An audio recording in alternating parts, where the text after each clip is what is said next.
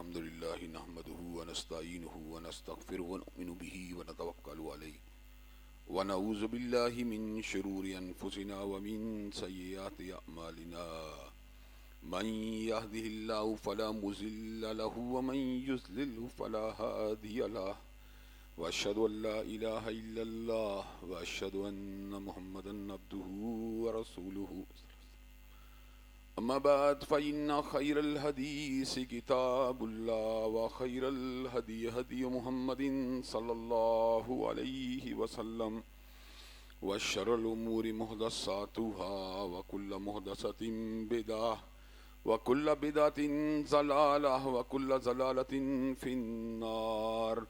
أما بعد أعوذ بالله السميع العليم من الشيطان الرجيم.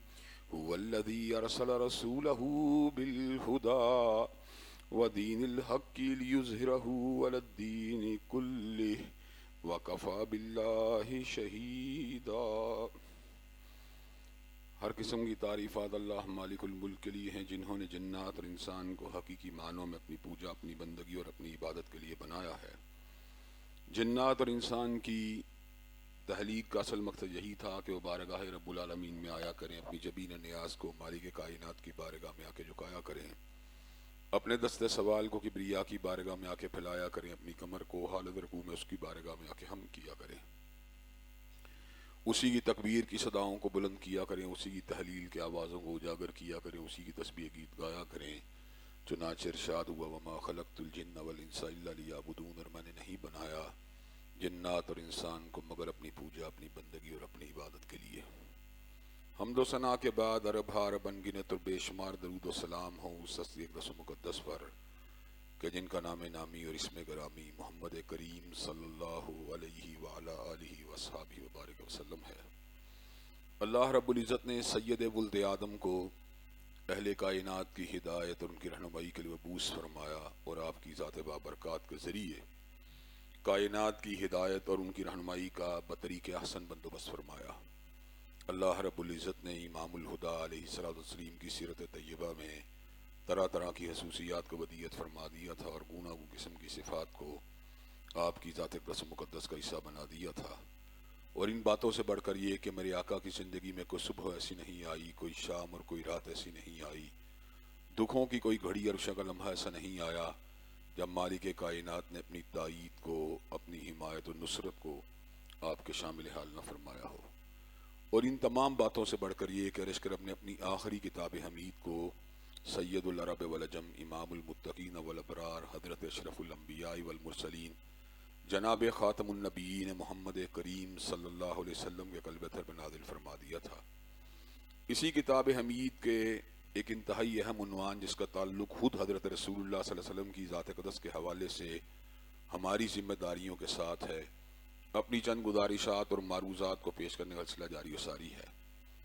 آقا کی رفت کی بات ہوئی، آقا کی عظمت کی بات ہوئی، آقا کی محبت کی بات ہوئی، آقا کی اطاعت کی بات ہوئی، اتباع رسول صلی اللہ علیہ وسلم کے راستے میں حائل رکاوٹوں کی بات ہوئی، اور اس کے بعد حضرت رسول اللہ صلی اللہ علیہ وسلم کی ذات اقدس کے اوپر درود کو بھیجنے کا ذکر میں نے گزشتہ خطبہ جمعہ میں آپ حضرات کے سامنے کیا.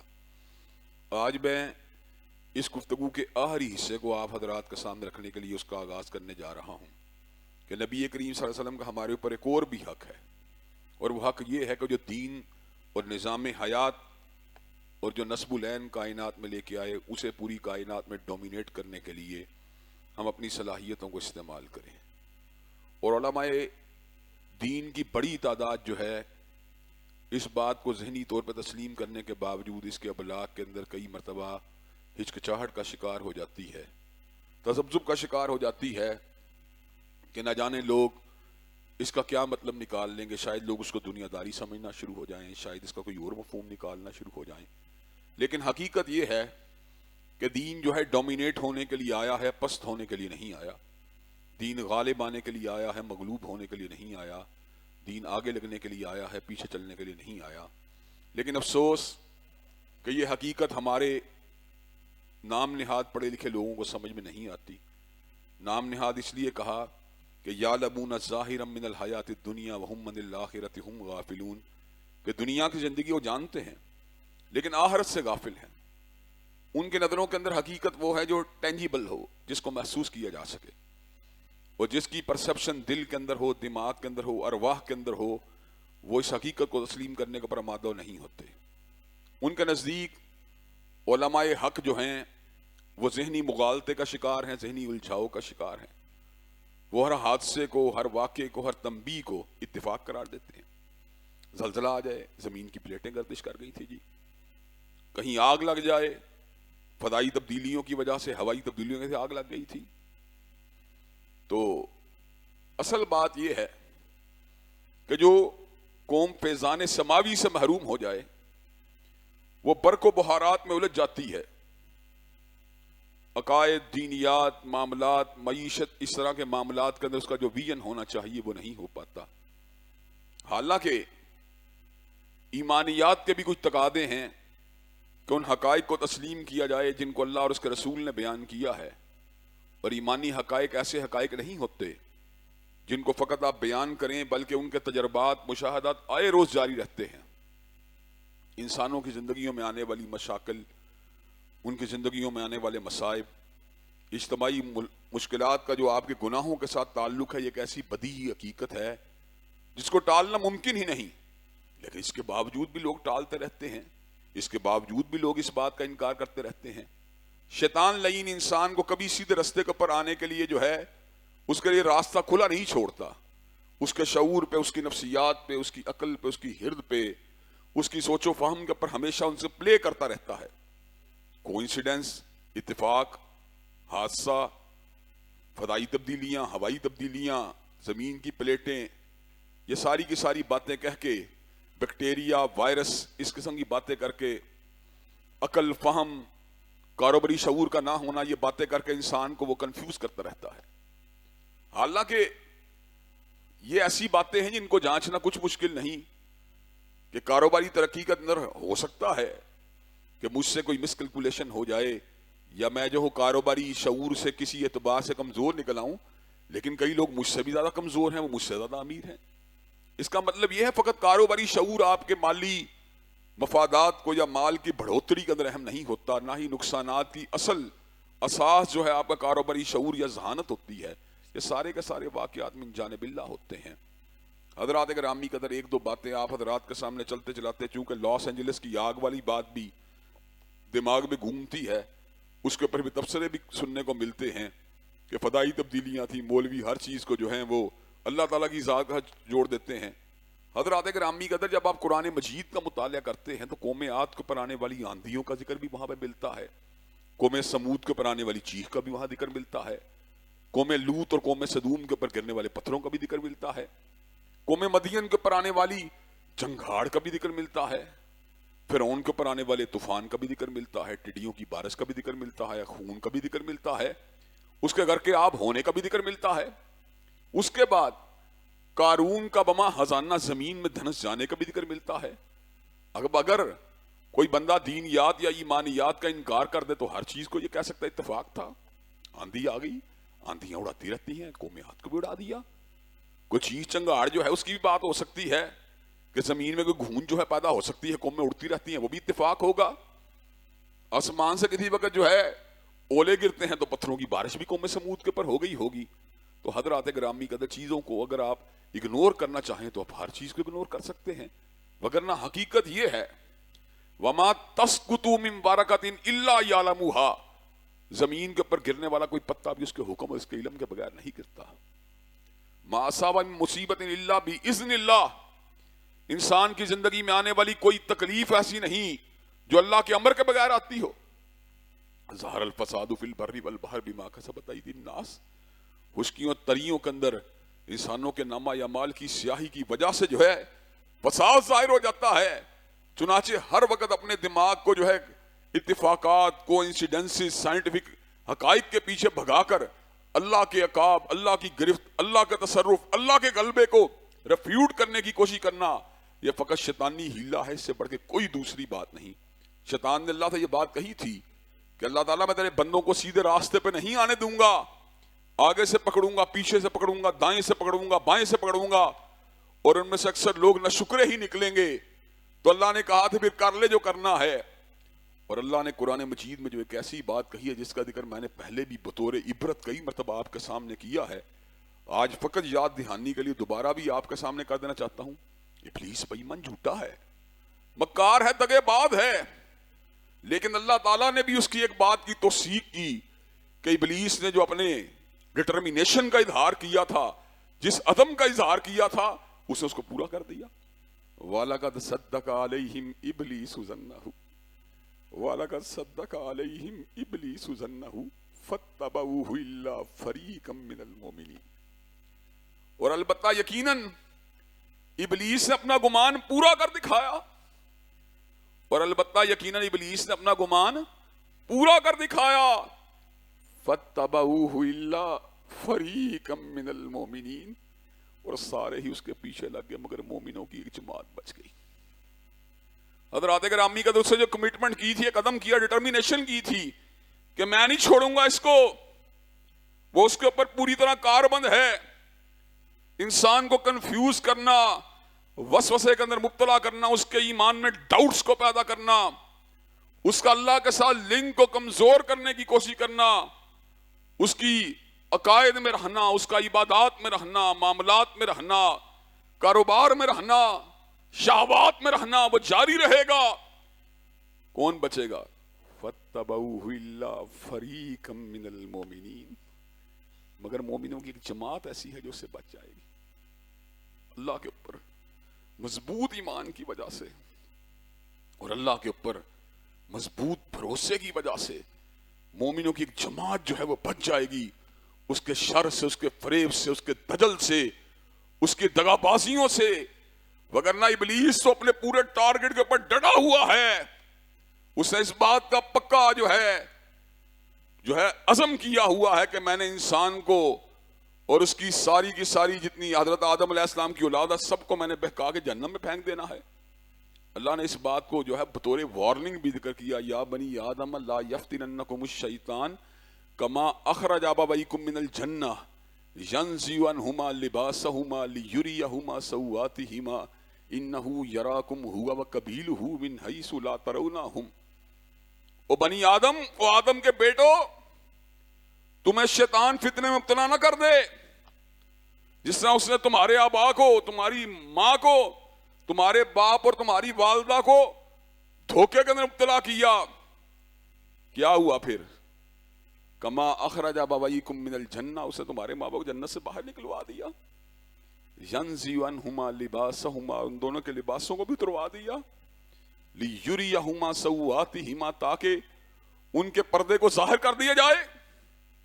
انہ یراکم ہوا وقبیلہ من حیث لا ترونہم، وہ اور اس کا قبیلہ تمہیں وہاں سے دیکھتا ہے جہاں سے تم ان کو نہیں دیکھ سکتے. ابلیس تو انسان کا اصلی دشمن ہے، وہ تو انسان کو ہمیشہ فریب کاریوں میں ابتلا کرنے کی کوشش کرتا ہے. اس لیے حضرات گرامی قدر ابلیسی الغار کی کوئی اہمیت نہیں ہونی چاہیے مومن کے لیے، نہ اس کی وسپر کی، نہ اس کے وسوسے کی. اس کو یقینیات کی بنیاد پر، حقائق کی بنیاد پر، ایمانیات کی بنیاد پر اپنا سفر آگے کی طرف بڑھانا چاہیے. اور ان حقائق میں یہ حقائق بھی شامل ہیں جن کا ذکر میں گزشتہ کئی خطبات جمعہ سے آپ کے سامنے کر رہا ہوں کہ اللہ تبارک و تعالیٰ کے حبیب علیہ السلام کے ساتھ ہماری جو ایک ہم آہنگی یا ان کے ساتھ وابستگی یا ان کی اتباع یا ان کی محبت کا جو تقاضا ہے ان کو بھرپور انداز سے ادا کرنے کی کوشش کی جائے. ان میں سے ایک تقاضا یہ بھی ہے کہ اللہ تعالیٰ نے آپ کو دین حق کے ساتھ مبعوث کیا تاکہ دین کو باقی ادیان اور باقی نظاموں پہ غالب کیا جائے. اور یہ آپ بڑا حیران ہوں گے، ویسے تو کئی لوگوں کو پتا ہے جو قرآن کے حافظ ہیں، جو قرآن سے وابستگی رکھتے ہیں، لیکن جو لوگ تھوڑا اس نالج سے دور ہیں وہ اس بات کے اوپر حیران ہوں گے قرآن مجید کے اندر اس آیت کا یہ ٹکڑا 3 مقام پہ آیا ہے. والذی ارسل رسولہ بالہدی ودین الحق لیظہرہ علی الدین کلہ. یہاں تک یہ ٹکڑا قرآن کے 3 مقامات پہ آیا ہے. ایک سورہ توبہ میں آیا ہے، ایک سورہ صف میں آیا ہے، ایک سورہ فتح میں آیا ہے. حضرت شیخ القرآن مولانا محمد حسین شیخوپوری رحمۃ اللہ علیہ ایک مرتبہ اس کی بڑی خوبصورت مناسبت کو بھی بیان کرنا شروع ہو گئے. کہنے لگے توبہ کرو اللہ سے اپنے گناہوں کے اوپر، پھر صفے باندھ لو، منظم ہو جاؤ، پھر اللہ فتح بھی دے دے گا. انہوں نے اس کی ایک مناسبت اپنے طور پہ پبلک کے سامنے رکھی. باہر کا بات یہ ہے کہ قرآن مجید کے 3 مقامات پہ اللہ تعالیٰ نے بات دہرائی ہے, اور اللہ نے ایسے نہیں دہرائی. اللہ ایک مرتبہ بھی کسی بات کو کرے کافی ہوتی ہے, لیکن اللہ نے 3 مقامات پہ بات دہرائی. ایک مقام پہ یہ بات کہی, اللہ نے اپنے رسول کو بھیجا دین حق کے ساتھ. کیوں؟ لِيُظْهِرَهُ عَلَى الدِّينِ, تاکہ اس کو باقی ادیان پہ غالب کر دیا جائے. وَكَفَى بِاللَّهِ شَهِيدًا, اور کافی ہے اس حقیقت کے حوالے سے اللہ کی گواہی, اللہ گواہ ہے اس بات کے اوپر. اور دوسرے 2 مقام پہ کیا کہا؟ وَلَوْ كَرِهَ الْكَافِرُونَ وَلَوْ كَرِهَ الْمُشْرِكُونَ. اللہ تعالیٰ نے دین حق کو باقی ادیان پہ غالب کرنے کے لیے حضرت رسول اللہ کو بھیجا, حالانکہ کافر ایسا نہیں چاہتے تھے, مشرک ایسا نہیں چاہتے تھے. لیکن اس سے کیا فرق پڑتا ہے؟ وَلَوْ كَرِهَ الْكَافِرُونَ, کافر جتنا مرضی نہ چاہے, جو اللہ کا امر ہے وہ تو غالب آ کے رہے گا. وَلَوْ كَرِهَ الْمُشْرِكُونَ, اور مشرک جتنا مرضی اس بات کو ڈینائی کرے, اللہ تعالیٰ کا امر تو غالب آ کے رہے گا. هُوَ الَّذِي أَرْسَلَ رَسُولَهُ بِالْهُدَى وَدِينِ الْحَقِّ لِيُظْهِرَهُ عَلَى الدِّينِ كُلِّهِ. اللہ نے اپنے نبی کو دین حق کے ساتھ بھیجا, لِيُظْهِرَهُ عَلَى الدِّينِ كُلِّهِ, تاکہ اس کو باقی ادیان پہ غالب کر دیا جائے. اللہ کے نبی نے اس کو ڈومینیٹ کرنے کے لیے جو سٹیپس اٹھائے, اس میں تبلیغ بھی شامل تھی, امر بالمعروف ونہی عن المنکر بھی شامل تھا, حدود و تعزیرات بھی شامل تھیں, اور الٹیمیٹلی جہاد بھی شامل تھا. یعنی سٹیپ بائی سٹیپ سب سے پہلے پیار سے تبلیغ, پھر تنبیہ سے تبلیغ, پھر بھی اگر کوئی بات نہیں آتا حدود, پھر بھی کئی ایسے جرائم جہاں پر حدود متعین نہیں وہاں پر تعزیرات, اور جہاں پر سامنے مد مقابل کافر ہوں جو کسی بھی طور کے اوپر دین حق کے اظہار کو اور اس کے ابلاغ کو ماننے کے اوپر مادہ تیار نہ ہوں, وہاں پر کیا کیا جائے گا؟ وہاں پر آج تجھ کو بتاتا ہوں تقدیر امم کیا ہے, آج تجھ کو بتاتا ہوں تقدیر امم کیا ہے. شمشیر و سناول, شمشیر و سناول طاؤس و رباب باہر. قوموں کی تقدیر اور قوموں کی فارمیشن اور قوموں کی ڈومینیشن, اس کے لیے پھر ایک چیز وہ بھی آتی ہے جہاں پہ تلوار کو اٹھانا پڑتا ہے. اور بڑی خوبصورت بات کہی گئی یثربی تہذیب کے بارے میں. یثربی تہذیب کی ایک پرسپشن جو ہے وہ عمران خان کی ہے, ایک پرسپشن جو ہے دنیا دار کی ہے, ایک پرسپشن جو ہے ایک دانشور کی ہے, لیکن اصل پرسپشن جو ہے کمال کی پرسپشن جو شاعر نے بیان کی, ہاتھ میں تلوار ہو اور دل میں ہو خوف خدا. ہاتھ میں تلوار ہو اور دل میں ہو خوف خدا. یثربی تہذیب کتنی دل نشیں اور سادہ ہے. صحابہ کرام ان کا ٹارگٹ, اولین ٹارگٹ کیا تھا؟ کیا وہ معیشت کے لیے ہر وقت مصروف عمل رہتے تھے؟ حالانکہ معیشت کے لیے محنت کرنا یہ فرض ہے تاکہ انسان کسی کے سامنے ہاتھ نہ پھیلائے, لیکن معیشت کو بت بنا لینا, معیشت کو حرف آہر سمجھ لینا اور ضروریات کے بعد سہولیات کے چکر میں پڑ کر قوم کی ملت کی غیرت کو ذبح کر دینا, یہ کہاں کی عقل مندی ہے؟ اتنے رزق کے لیے کوشش کرنا جس سے انسان محتاج نہ رہے, یہ ہر شخص کے اوپر فرض ہے, لیکن تکاثر کے کثرت کے چکر میں بھاگتے رہنا, اس کی اسلام میں کوئی گنجائش نہیں. الہاکم التکاثر, تمہیں غافل کر دیا کثرت کی ہوس نے, یہاں تک کہ تم قبروں میں جا پہنچے. اس وقت تمہیں سمجھ میں آئی کہ یہ کثرت مقصود زندگی نہیں تھی, یہ کثرت مطلوب زندگی نہیں تھی, یہ کثرت زندگی کا حقیقی ہدف نہیں تھا. زندگی کا حقیقی ہدف کیا تھا؟ اللہ کی رضا, اللہ کی خوشنودی کا حصول, دنیا کے اندر اللہ سے مغفرت کی طلب, دنیا کے اندر اور آخرت کے اندر سر بلندی. یہ اصل زندگی کا ٹارگٹ تھا. وَمَا خَلَقْتُ الْجِنَّ وَالْإِنسَ إِلَّا لِيَعْبُدُونَ.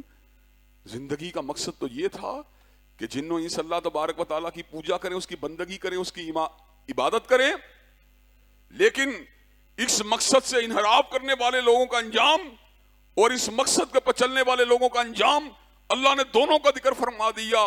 فاما من طغى واثر الحیات الدنیا فإن الجحیم ہی الماویٰ، بس جس نے طغیانی کا راستہ اختیار کر لیا، وہ دنیا کی زندگی ہی کو اپنا ہدف بنا لیا، فإن الجحیم ہی الماویٰ، وہ جہنمی ہے۔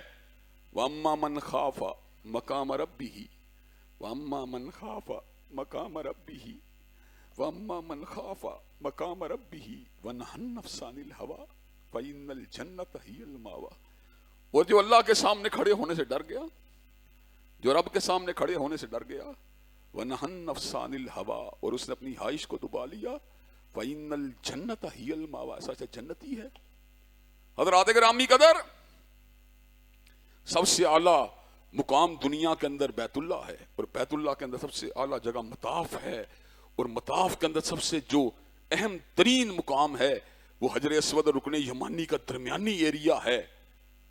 اگر زیادہ پرسائز ہو تو حجر اسود ہے، لیکن اگر اس کو تھوڑا سا یعنی اس میں ایکسٹینشن دیں تو رکن یمانی اور حجر اسود کے درمیانی علاقہ سب سے زیادہ محترم اور مقدس علاقہ ہے۔ اس حصے کے اندر جس دعا کو پڑھنے کی تلقین کی گئی وہ ہے ربنا آتنا فی الدنیا حسنۃ وفی الآخرۃ حسنۃ وقنا عذاب النار۔ اے ہمارے پروردگار، ہماری دنیا بھی اچھی کر دے، ہماری آخرت بھی اچھی کر دے، ہمیں آگ کے عذاب سے بچا لے۔ لیکن اس میں اگر آخرت کو ایکسکلوڈ کر دیا جائے، اس میں اگر آخرت کو باہر نکال دیا جائے تو پھر انجام کیا ہوگا؟ عبداللہ بن جدعان کا واقعہ میں آپ کے سامنے رکھ چکا ہوں۔ سیدہ صدیقہ نے پوچھا کیا اس کے اعمال اس کو کچھ فائدہ دیں گے؟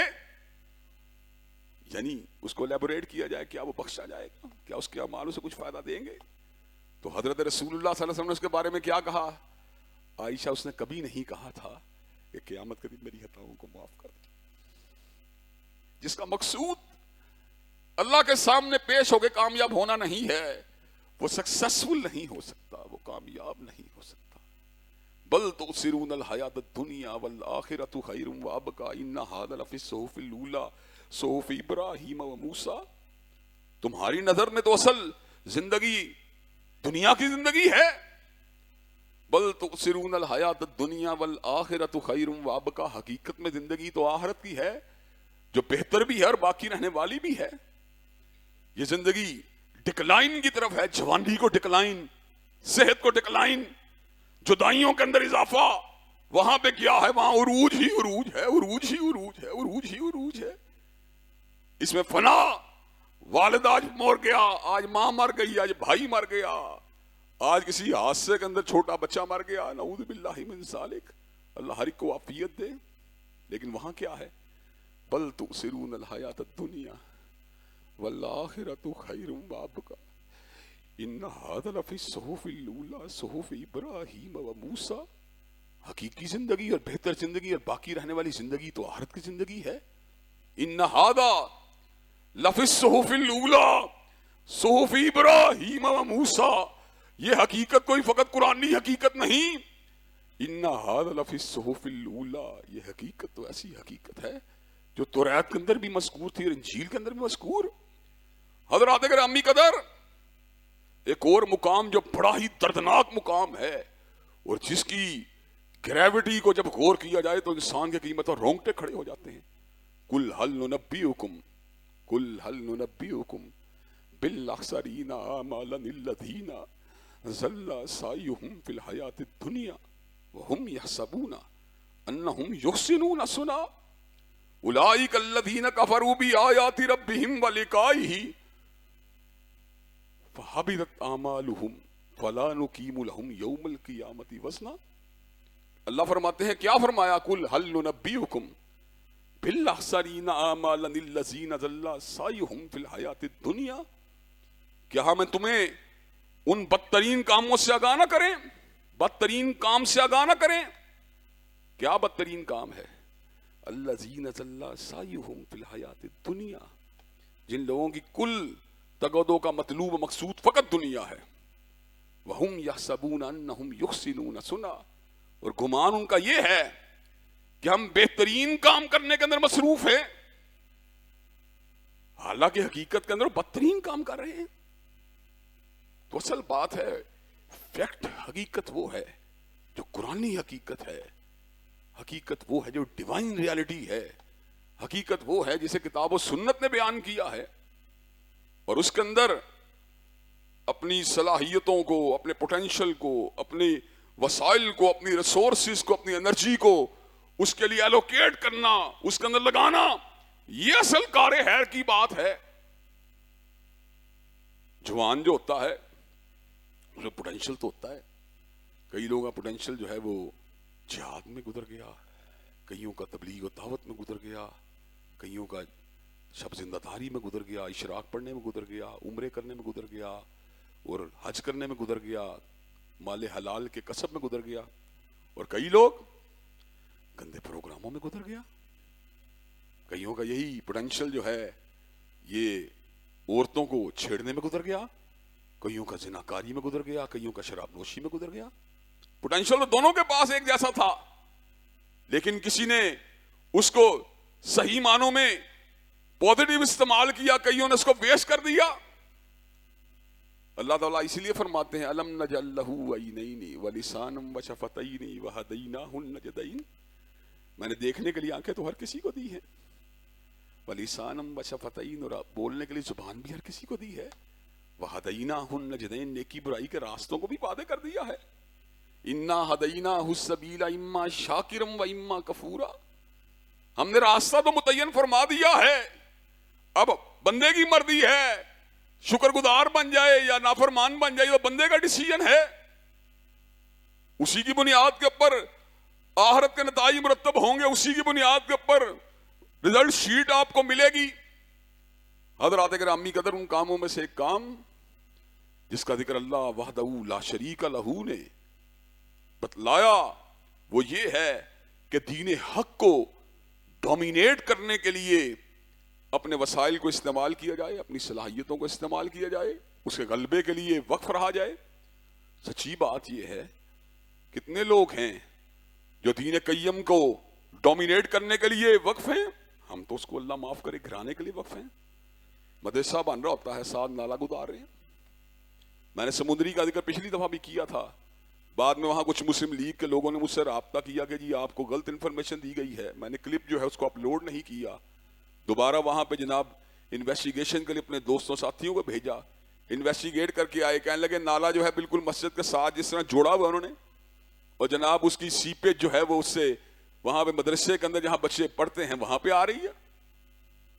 افسوس کی بات ہے ہم تو دین کو گرانے کے لیے مصروف ہیں، مسجد کا مینار گرا دو، مسجد کے دروازے پہ تالا لگا دو، کیوں؟ وجہ کیا ہے؟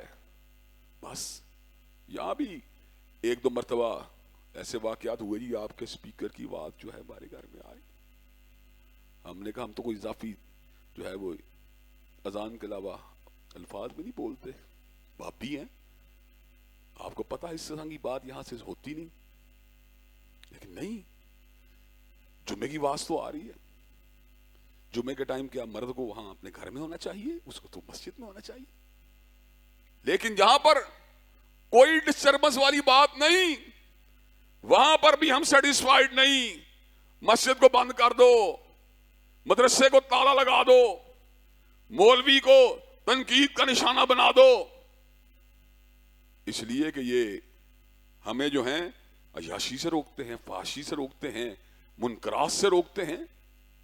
حضرات گرامی قدر، دین حق کی ڈومینیشن کے لیے حضرت رسول اللہ نے پوری زندگی کو وقف کیے رکھا، اپنی زندگی کے اندر آپ نے کیا کارہائے نمایاں انجام دیے اور کن کن باتوں کو آپ نے کائنات کو ڈلیور کیا، یہ وہ اصل عنوان تھا جس کو میں آپ حضرات کے سامنے آج پیش کرنے کے لیے، اس کی انیشیٹ کرنے کے لیے آیا، لیکن اس کی تمہیدات اور اس کا بیک گراؤنڈ اور اس کے لوازمات اس کو بیان کرنے کے پر ہی آج اکتفا کرنا پڑا۔ حضرت رسول اللہ صلی اللہ علیہ وسلم نے جو ڈومینیشن کی بات کی وہ کہاں سے شروع ہوئی؟ وہ عقیدہ توحید سے شروع ہوئی۔ آپ نے دعوت توحید کو نہ صرف یہ کہ بلاغ کے ذریعے ڈومینیٹ کیا، بلکہ آپ کے جہاد کا ہدف بھی در حقیقت عقیدہ توحید کی ڈومینیشن تھی۔ سیدنا سلیمان کے واقعے پہ غور کر لیں اور اسی کے پر اپنی گفتگو وائنڈ اپ کروں گا۔ ایک مرتبہ ہدہد آپ کے دربار میں موجود نہیں تھا.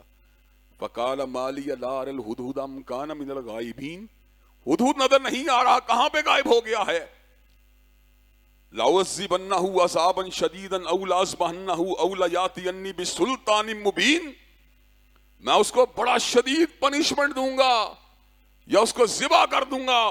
أَوْ لَيَأْتِيَنِّي بِسُلْطَانٍ مُبِينٍ. یا وہ اپنی غیر حاضری کی کوئی معقول وجہ اگر پیش کرے تو پھر میں اس کو پنشمنٹ سے یا جو اس کا جرم کی سزا بنتی ہے اس سے تبھی اس کو رخصت مل سکتی ہے, ورنہ میں نے اس کو چھوڑنا نہیں. کہ حاضر ہی نہیں ہے دربار میں. ہدہد حاضر ہوا, اس نے کہا جی میں تو سبا کی بستی سے گزر رہا تھا, وہاں پہ آپ جیسا ساز و سامان تو نہیں تھا ان کے پاس, لیکن پھر بھی دنیا داری کے لحاظ سے ایک بڑی سلطنت ہے. انہوں نے ایک ملکہ کو اپنی سربراہی کے لیے منتخب کیا ہوا ہے. لیکن عجیب بات یہ ہے سورج کی پوجا کر رہے ہیں. یسجدون للشمس, سورج کی پوجا کر رہے ہیں, حالانکہ ان کو اللہ کی پوجا کرنی چاہیے. اللہ تعالیٰ نے پرندوں کے اندر, طیور کے اندر, نباتات اور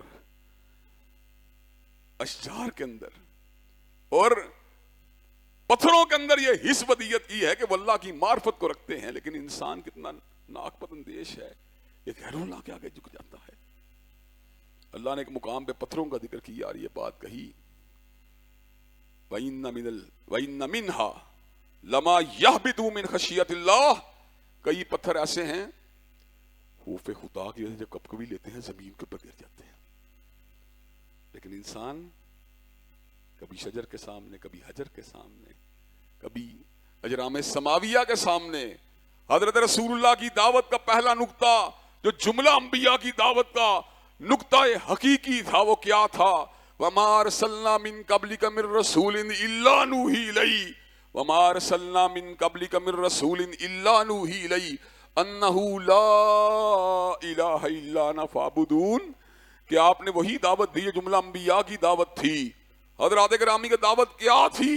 وَمَا أَرْسَلْنَا مِن قَبْلِكَ مِن رَّسُولٍ إِلَّا نُوحِي إِلَيْهِ أَنَّهُ لَا إِلَٰهَ إِلَّا أَنَا فَاعْبُدُونِ. کہ اللہ کے سوا کوئی معبود پر حق نہیں, چنانچہ اسی کی پوجا ہونی چاہیے. آج ہمیں بڑی غیرت ہے, برادری کی غیرت, پارٹی کی غیرت, خان صاحب کی غیرت, میاں صاحب کی غیرت, بڑی غیرت ہے ہمارے اندر, لیکن غیرت توحید نہیں. چاہے میاں صاحب جھک جائیں قبر پہ کوئی ٹینشن نہیں, چاہے خان صاحب جھک جائیں کوئی ٹینشن نہیں. ہمارے اندر بڑی غیرت ہے کہ ہماری پارٹی ہے, ہمارا لیڈر ہے. وہ توحید کی غیرت کہاں پر ہے جس کے اوپر کوئی کمپرومائز نہ قرآن نے کیا نہ سنت نبوی شریف میں کیا گیا. یہ وہ بنیادی نقطہ ہے جہاں پر حضرت رسول اللہ نے جس کے لیے ڈومینیشن کی جستجو کی, جس کے لیے جہاد کیا, جس کے لیے ابلاغ کیا, جس کے لیے امر بالمعروف و نہی عن المنکر کیا. 13 سال مکے میں تو بنیادی دعوت یہی تھی نا, قولوا لا الہ الا اللہ, تم سب لا الہ الا اللہ کہہ دو. حضرات گرامی کے اندر حضرت رسول اللہ کا مشن بہت براڈ مشن ہے, لیکن اس کے چیدہ چیدہ نکات جس کے اوپر آپ فوکس کرتے رہے اور جس کے اوپر آپ نے انسانیت کو ڈرائیو کیا اور دین حق کے غلبے کے لیے اپنے آپ کو وقف کیے رکھا. انشاءاللہ اس حوالے سے اپنی گزارشات اور معروضات کو آئندہ خطبہ جمعہ میں آپ حضرات کے سامنے رکھا جائے گا. اللہ تبارک و تعالی ہمیں حضرت رسول اللہ صلی اللہ علیہ وسلم کے پیغام اور آپ کے مشن اور آپ کے نصب العین کے صحیح معنوں میں جو ہے ہمیں شعور عطا فرمائے, اس کو پہچاننے کا اور اس کو اپنی زندگی میں جگہ دینے کا, پھر اس پہ عمل کرنے کا. وآخر دعوانا الحمدللہ رب العالمین. الحمدللہ الحمدللہ نحمدہ ونستعینہ ونستغفرہ ونؤمن بہ ونتوکل علیہ ونعوذ باللہ من شرور انفسنا ومن سیئات اعمالنا. من يهد الله فلا مضل له ومن يضلل فلا هادي له واشهد ان لا اله الا الله واشهد ان محمدا عبده ورسوله. اما بعد فان خير الحديث كتاب الله وخير الهدي هدي محمد صلى الله عليه وسلم وشر الامور محدثاتها وكل محدثة بدعة وكل بدعة ضلالة وكل ضلالة في النار. ہر قسم کی تعریفات اللہ کے لیے ہیں اور اس کے بعد ہمیں حضرت رسول اللہ صلی اللہ علیہ وسلم کے ساتھ جو ہماری نسبت ہے اس کے لیے بھی ہمیں کوشاں رہنا چاہیے اس کی جو ہے ادائیگی کے لیے اور اس کے اظہار اور اس کے جو ہے ابلاغ کے لیے اور اس پہ عمل کرنے کے لیے۔ تو آج کل جو خطبات جمعہ میں آپ حضرات کے سامنے بیان کر رہا ہوں، ان میں حضرت رسول اللہ صلی اللہ علیہ وسلم کے انہی حقوق کو جو ہے وہ زیر بحث لایا جا رہا ہے۔ آج جس گفتگو کو میں نے مزید آگے بڑھاتے ہوئے حضرت رسول اللہ صلی اللہ علیہ وسلم کے حق کو آپ کے سامنے رکھنے کی کوشش کی ہے، وہ یہ ہے کہ آپ پوری کی پوری زندگی دین حق کے ابلاغ کے لیے وقف رہے۔ ہمیں بھی پوری کی پوری زندگی آپ کے نقش قدم پہ چلتے ہوئے دین کے ابلاغ اور اس کے غلبے کے لیے جو ہے کوشاں رہنا چاہیے۔ اللہ تعالیٰ کے فضل و کرم سے یہ کوششیں، یہ کاوشیں دنیا کے بہت سے مقامات پہ جاری و ساری ہیں، اور جو شخص بھی یہ کوششیں کر رہا ہے اللہ تبارک و تعالیٰ اس کو جزائے خیر عطا فرما دے۔ حضرات گرامی قدر، مرکز ہادہ سے بھی قرآن و سنہ موومنٹ کی جس تحریک کا آغاز کیا گیا، اللہ کے فضل و کرم سے وہ پودے سے ایک درخت کے اندر تبدیل ہوتی جا رہی ہے، اور آنے والے دنوں میں انشاءاللہ ایک تناور درخت کی شکل اختیار کر جائے گی۔ گزشتہ کچھ عرصے کے دوران میں جہاں پر بھی گیا وہاں پہ ہزاروں لوگ قرآن و سنہ موومنٹ کے پروگراموں میں شریک ہوئے، پہلے فیصل آباد اور اب پھر پرسوں جو ننکانے کا پروگرام ہوا، مختلف مقامات کے اوپر اللہ کے فضل و کرم سے وہاں پہ سینکڑوں ہزاروں کی تعداد میں لوگ استقبال کے لیے بھی اور اجتماع میں شریک ہونے کے لیے بھی بےتاب بھی تھے اور مشتاق بھی تھے۔ حضرات گرامی قدر، مرکز ہادہ کے دوستوں کو بھی اللہ تعالیٰ کے فضل و کرم سے قرآن و سنہ موومنٹ کے اندر متحرک کردار ادا کرنے کے لیے اپنے آپ کو ضرور پیش کرنا چاہیے، اور جتنے لوگ جو ہیں اس تحریک کا حصہ بننا چاہتے ہیں ان کو ہم سے ضرور رابطے میں رہنا چاہیے۔ اللہ تعالیٰ کے فضل و کرم سے ہماری تحریک اپنی ذات کے لیے، اپنے مفادات کے لیے نہیں، بلکہ اللہ تبارک و تعالیٰ کے دین کے غلبے کے لیے ہے، اور مساجد اور مدارس اس تحریک کے ابلاغ کے لیے ایک ریڑھ کی ہڈی کی حیثیت رکھتے ہیں۔ سمندری سے میرے پاس دوستوں کا وفد آیا تھا جس کا ذکر میں نے گزشتہ خطبہ جمعہ میں بھی کیا تھا۔ ان کی مسجد کے ساتھ متصل ایک کھالے کو گزارا جا رہا ہے جس کا مقصد مسجد کے نمازیوں کے نتنوں کے اندر بو کو ڈالنا، قاری صاحب کے گھر کے اندر ان کو ڈسٹرب کرنا، اور جو وہاں بچے تعلیم حاصل کر رہے ہیں انہیں ذہنی اذیت و ذہنی کوف دینا ہے۔ اس کے جو اثرات ہیں وہ مدرسے کی عمارت کے اندر تک داخل ہو چکے ہیں، اور ذہن کے اندر بھی کئی مقامات کے اوپر جو ہے وہ ٹائلیں پھٹ کے جو ہے وہ نالے کی جو بو جو ہے وہاں سے سیپیج کے انداز میں باہر نکل رہی ہے۔ یہ بات ہر اعتبار سے قابل مذمت اور ہر اعتبار سے ناقابل قبول ہے، اور ہم مقام بالا کے سامنے اس بات کرنا چاہتے ہیں کہ آپ ہر مسئلے کے اندر جو ہیں اپنی ایڈمنسٹریشن، اپنی قانون کی جو عمل داری کی بات کرتے ہیں، تو مساجد اور مدارس کے مسئلے کے اندر بھی قانون کی عمل داری کی بات ہونی چاہیے، اور گندگی کے بہاؤ کا کوئی اور راستہ جو کچھ فاصلے کے اوپر ہو اس کو اختیار کرنا چاہیے۔ پہلے یہی ورک پلان تھا، لیکن اس علاقے کے بااثر سیاسی لوگوں نے مدرسے کے اوپر بھی اپنی جناب چودراہٹ کا سکہ جمانے کے لیے بالکل ساتھ سے نالے کو جوڑ کر اس بات کو ثابت کیا تمہاری کیا حیثیت ہے، تمہاری کیا اوقات ہے، تمہاری کیا بکت ہے۔ انشاءاللہ اس طرح کی اجارہ داریوں کو اور اس طرح کی گنڈا گردگیوں کو کبھی بھی قبول نہیں کیا جائے گا۔ اللہ کے فضل و کرم سے گنڈا گردی کو انشاءاللہ دبایا جائے گا، اور مساجد و مدارس کے حق میں آواز کو انشاءاللہ اٹھایا جائے گا۔ آپ کو یاد ہوگا مسجد عمر بن خطاب کے اندر وہ ظالم بور کو نہیں کرنے دے رہے تھے، لیکن اللہ کے فضل و کرم سے پھر ہم نے یہاں سے آواز کو اٹھایا اور بور کا کام پھر مکمل ہوا۔ اب ہم سمندری کی مسجد کے لیے باجماعت اس آواز کو اٹھانا چاہتے ہیں کہ نالے کے رخ کو موڑا جائے اور مسجد کو وہاں پر آرام سے کام کرنے دیا جائے۔ کہ آپ اس مطالبے میں حکام بالا تک پہنچانے کے تیار ہیں؟ انشاءاللہ اللہ کے فضل و کرم سے مساجد مدارس قائم رہیں گی، اللہ کا دین جو ہے اس کے غلبے نشر و اشاعت کا کام ہوتا رہے گا، اور دین کے مخالفین جو ہیں وہ ناکام اور نامراد ہوتے رہیں گے۔ ان اللہ یامر بالعدل والاحسان وایتاء ذی القربى وینہی عن الفحشاء والمنکر والبغی سبحان ربک رب العزۃ عما یصفون والسلام علی المرسلین والحمد للہ رب العالمین۔